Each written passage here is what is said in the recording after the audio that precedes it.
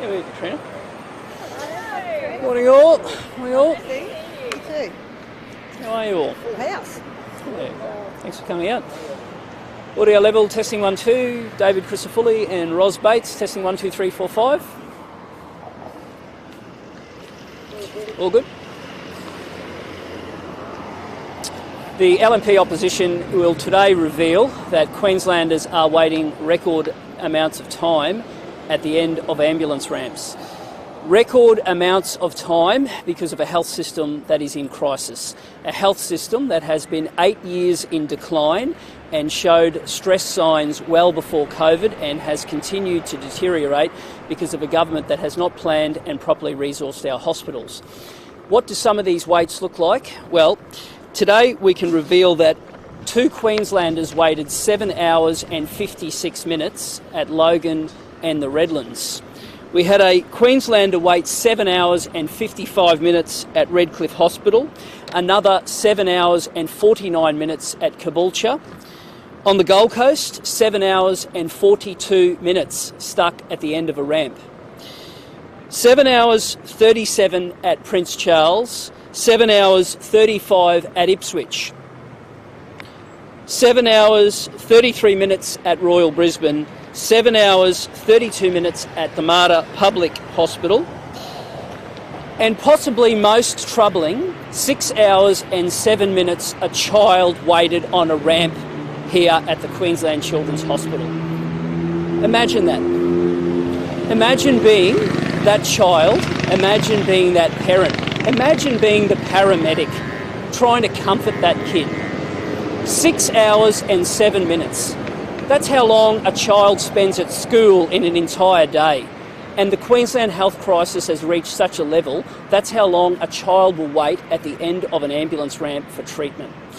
The solutions are on the table.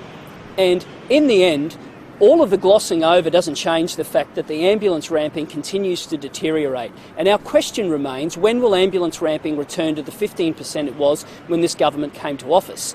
The latest figures have it at 43%. That is the worst in the nation. It had already doubled before COVID.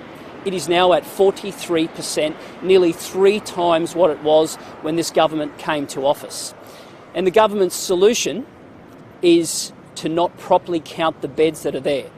And today we can reveal a second damning indictment, and that is that the government is counting beds that aren't resourced in the total number of bed figures.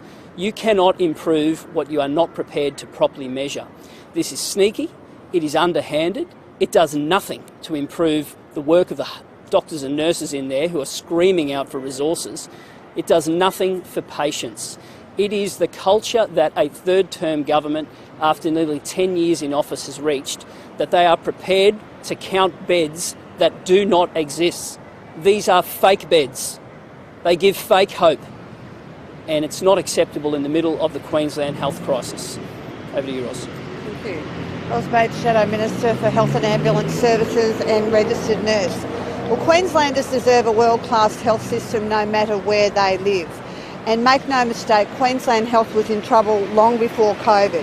And today we find out that the Palaszczuk government is counting fake beds.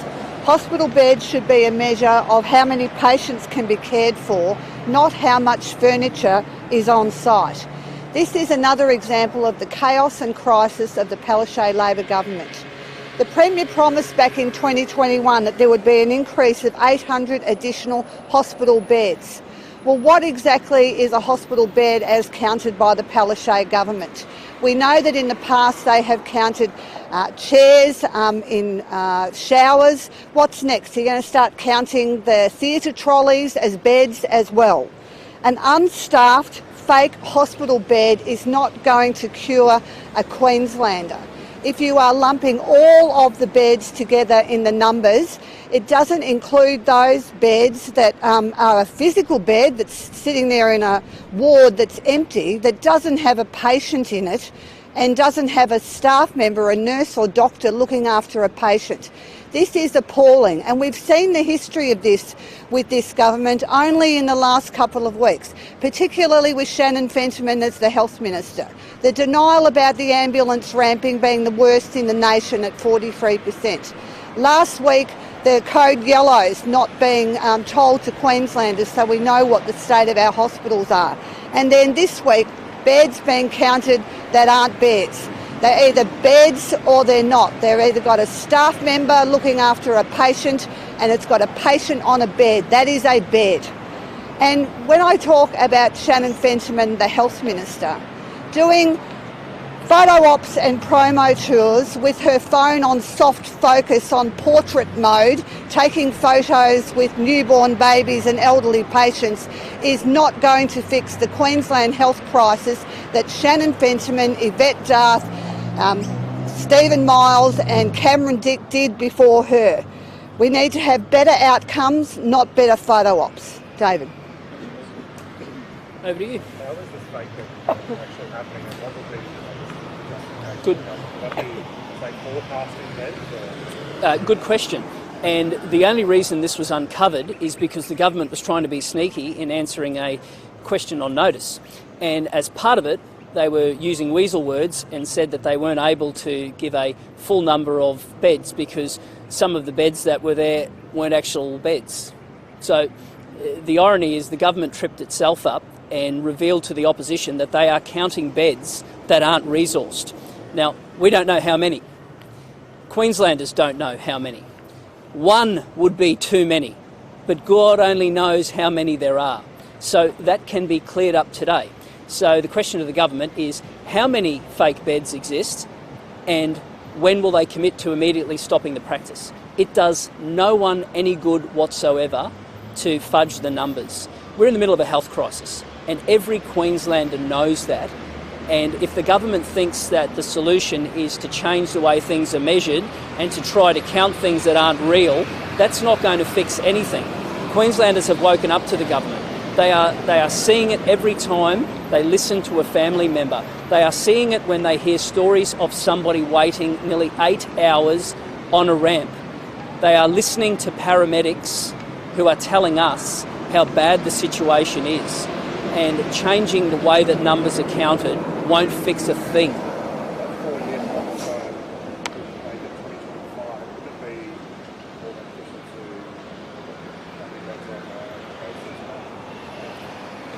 Well, count the beds that exist. So tell us how many beds are in the system. And by beds, we don't mean the ones that are parked in the corner because there aren't enough resources to deal with them. Beds are a measure of how many people are able to be treated. And good governments measure that the whole way through. We still have workforce data, including the number of doctors and nurses, that are now months behind schedule. So good governments measure that. They measure in real time what is happening. And one of our solutions to the health crisis is releasing data in real time. Now, the ambulance ramping figures continue to be months overdue, and the latest one of 43% was several months overdue. So measure properly. Show Queenslanders the journey, month by month, and don't change the way that the figures are calculated, and don't count beds that don't exist as real beds. We've got a state budget coming up next week. What's the bare minimum of what you'd like to see to A good start would be for the government to finally deliver what they say they are going to on time and on budget. And if you look at every project the government has done across health, across roads, across rail, every project of any substance is delayed in time and has escalated in cost. And when it comes to the health system, after 8 years in office, the government's solution is to ask for another 8 years before new hospitals come online. That's unacceptable. Money needs to be brought forward. Promises need to be delivered on time and on budget. And there needs to be a focus on keeping the nurses and doctors we have in the system and recruiting the best from across the nation and the globe to come and serve in Queensland. Anything short of that will be yet another round of empty promises that lead to empty beds that are being counted as real ones. The government spoke about the pressure on emergency departments at home. We've seen the Premier a couple of weekends ago say we don't need 2 emergency departments unless it's absolutely necessary. I suppose that makes Two things. The first is we still haven't got back to the number of patients in emergency departments today than there were 2 years ago. So that's the first thing. And to see the government give figures of a quarterly figure to try to justify an increase in ED when the truth is we're still not back to where we were 2 years ago is deeply disappointing. But here's the message to the government who are now blaming patients. Queensland is growing. Queenslanders deserve a world-class health system. Suggesting to Queenslanders that they shouldn't be entitled to get access from the services that they pay their taxes to is an absurd suggestion. Listen to the solutions and fix the health crisis rather than try to blame other people for a system that has been 8 years in deterioration. No. No, they're the figures that we've obtained through our questions on notice, and sadly we don't know about that. But I do know one thing: 6 hours at the end of a ramp for anyone would seem like an eternity. For a child, the uncertainty would be just unbearable. Unbearable. Yeah, of course. And the government asked a couple of years ago for extra time to properly resource the health system. While in many hospitals there are less available beds today than at the time that promise was made. And flu seasons test health systems. Of course they will. But good governments properly resource the health system and put in place ways that our frontline staff are able to deal with it. But under Queensland Health today, frontline staff don't feel empowered to make that change. And there are solutions on the table. And it starts with better resourcing. We also need to improve our triaging. Sharing data in real time will help drive that accountability and putting those doctors and nurses back in charge. There's a start that the government could adopt tomorrow.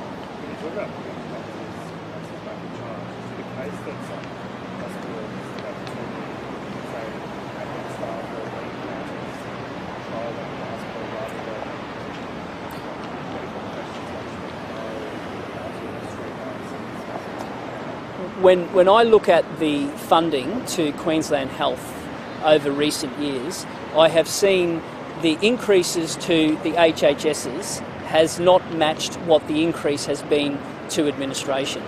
And if you have health and hospital services, you need to give them the resources to be able to deal with the problems they see.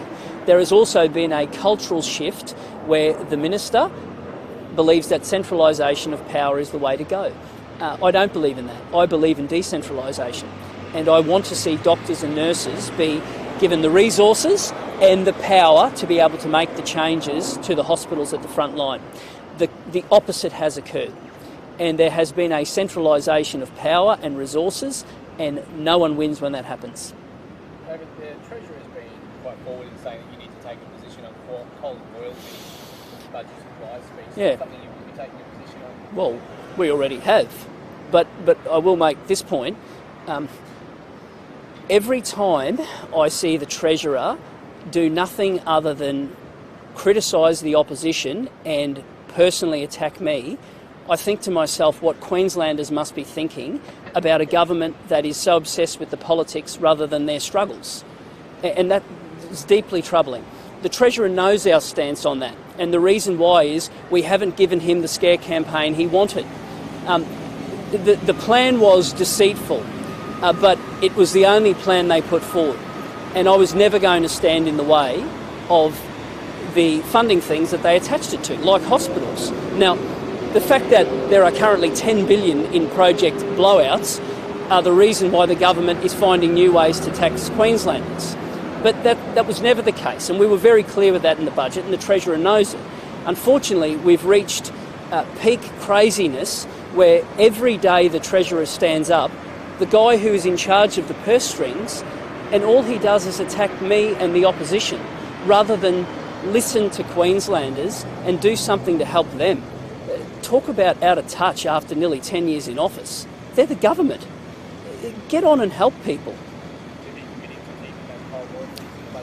Well, we've said all along, the project, the way that the new taxes, and this wasn't the only one.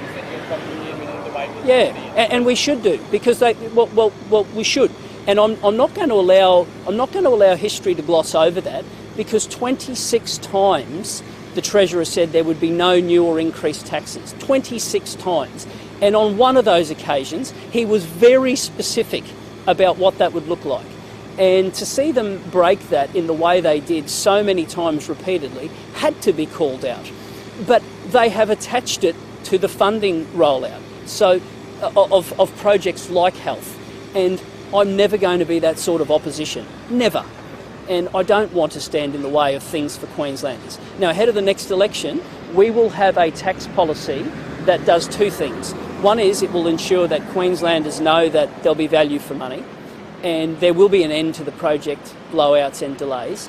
But the other thing is, when I say to Queenslanders what a tax system will be and what the forward budgets are, you can take that to the bank. It's not going to be slippery, it's not going to be weasel words. I'm not going to say something 26 times and then deliberately cheat people. No way. It will be up front and those dollars will be put in stone and people will know what it looks like for the next 4 years. To create a political document for you, because it is attached to those funding projects, as you say. How do you then do a budget supply speech without getting rid of priorities or getting rid of the projects which they're funding attached to? Look, but I've answered that. It's part of the current. It's part of the current projects, and I would never stand in the way, despite the fact it was deceitful, despite the fact it was dysfunctional. I'll never stand in the way of a budget in what has been, in how that has been funded and linked to projects. I just wouldn't do that. Now, ahead of the next election, people will know exactly what our tax plan is. But I know the Treasurer was looking to run a scare campaign, but we were mature and we were sober and we didn't give him that opportunity. In the meantime, I would encourage him to get back to work and listen to the struggles of Queenslanders who are worried about someone breaking into their home because there are less police, not getting an AMBO because they're stuck at the end of the ramp here. Start listening to them and worry about the cost of living and the fact they're struggling to put a roof over their head. Don't do every press conference somehow blaming an opposition after you've been in government for 3 terms and nearly 10 years. Can I just get a Rocky Sure. comment on possible ramping? Sure. 5.5 hours in Rockhampton? Well, the numbers in Rockhampton show a hospital that is as under pressure as anywhere in regional Queensland. We are approaching a 50% ambulance ramping figure in Rocky, which means you've got a 1 in 2 chance of being stuck there longer than recommended. And now to know that a Queenslander waited nearly a day for a working day to be looked after is deeply troubling. Rockhampton is a vital hospital and it services a large part of central Queensland. And to know that residents are waiting hours stuck at the end of a ramp because a paramedic isn't able to offload because of a hospital system in crisis shows the problem extends to every part of Queensland every day of the year. Question for Ross. The ride-along has been doing recently, and I guess the people that hold those involved. What is the, feeling on the ground from operators? Do they believe at times their hands are tied because there's too much red tape for bureaucracy, or what is the sense of that? I think the paramedics, the nurses and the doctors know full well that over the last 8 years that the Palaszczuk government has let them down. The culture needs to change within Queensland Health and the Queensland Ambulance Service. They are doing their utmost every day to look after Queenslanders. They didn't sign up to be stuck on the end of the ramp. They are frustrated that they are stuck there. They're frustrated that they can't get triaged fast enough. They're stuck there with patients and not being able to get out to your loved ones. So that's their biggest issue. They also feel that they would like to be able to triage patients themselves and determine who needs to come to hospital and who doesn't. That is a complaint from most of the paramedics, but at the moment everybody gets transported. When we hear the government and the health minister say to patients don't come to EDs, it's not the category 4s and 5 patients that are causing the ambulance ramping. Those patients are waiting out in the waiting room. But what we also are seeing, because the paramedics cannot get out to acute patients in need, that some of those walk-in patients into our EDs are actually Category 1 and Category 2 who have chosen to get their loved ones to drive them in because they're too frightened that an ambulance won't turn up on time. So the paramedics are well aware that patients have died in driveways waiting for them to turn up. I have said all along that patients will die on the ramp because Queensland Health's ramping is the worst in the nation. This government has failed to resource our hospitals so that the nurses and the doctors can put patients in beds and the paramedics can get back out on the road where they belong. Now, in terms of the LNP's call to put doctors and nurses back in charge, is it safe to say that the people who are, I guess, ultimately making calls, are they making the wrong calls? Are they simply, do they not have enough expertise in the health field? What is that situation? If you talk to the nurses and doctors at the coalface, the ones in the front door at the ED and those in the wards, they say that they are trying to escalate their issues, that it gets, a lot of times it gets blocked at middle management, or that the HHSs are not listening to those on the coalface. But what really needs to happen is the Minister needs to go and ask the questions to the HHSs. It's not enough to say it's all the HHS's problem, I don't have anything to do with it. A minister is supposed to administer. So that means going and talking to the HHSs, going and talking to the management. More than that, going and talking to the nurses and the doctors on the front line.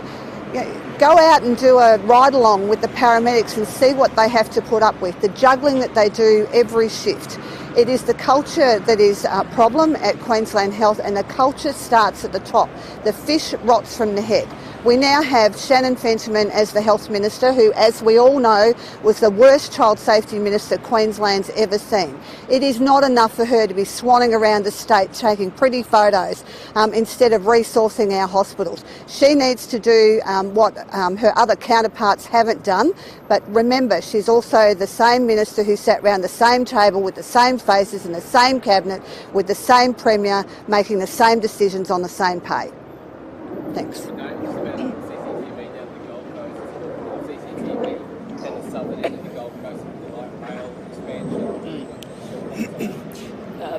It's troubling that we've reached a stage in the youth crime crisis that councils are now having to step in and make it core business to be crime fighters because of failures of legislation and a lack of police at a state level.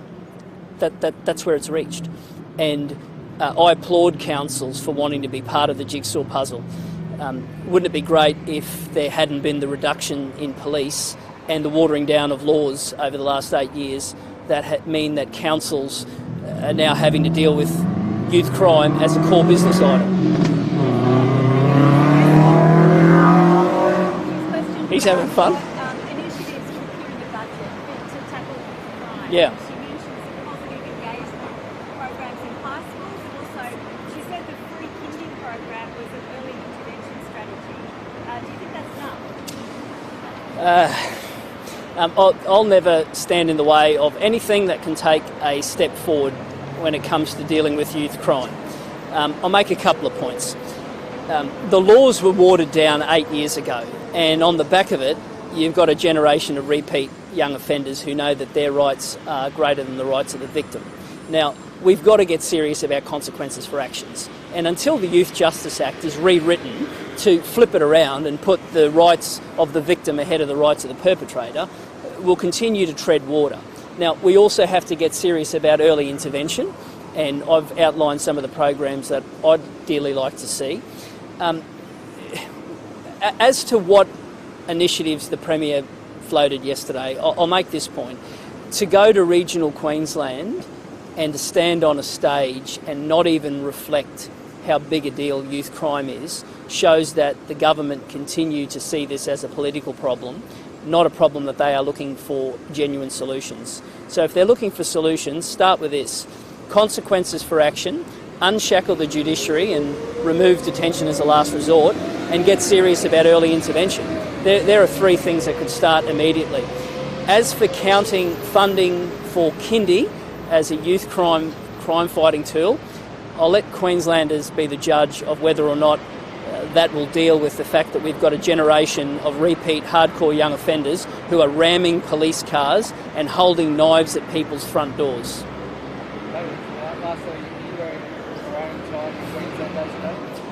I am delighted that you are now strategising my wardrobe, Tim. I am. It's the day where over 160 years ago we broke free from New South Wales, and we are still beating them at everything we choose to. Doing anything special for Queensland? No, I'm talking to you. It doesn't get any better than that. Righto. See you guys.